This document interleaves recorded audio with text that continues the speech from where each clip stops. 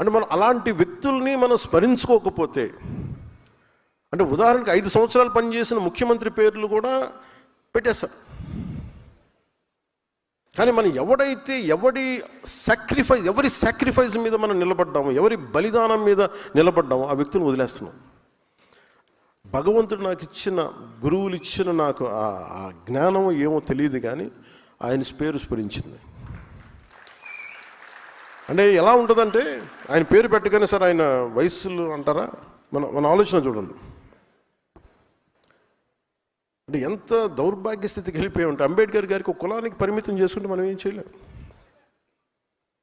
అంబేద్కర్ అందరి వాడు, లేదు మావాడి మా దగ్గరే ఉంటాడంటే మనం ఏం చేయలేం దానికి. కానీ ఎవరు వద్దనుకున్నా లేదనుకున్నా అంబేద్కర్ గారు గుండెల్లోనే ఉంటారు మనం.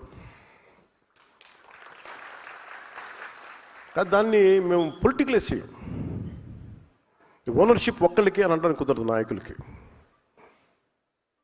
అంటే ఈ స్థాయికి ప్రపంచం వెళ్ళిపోతున్నాం. మనం కరెక్ట్ చేసుకోకపోతే మన స్థాయిల్లో చాలా చాలా తప్పులు చేసిన వాళ్ళం అవుతాం ఇవన్నీ.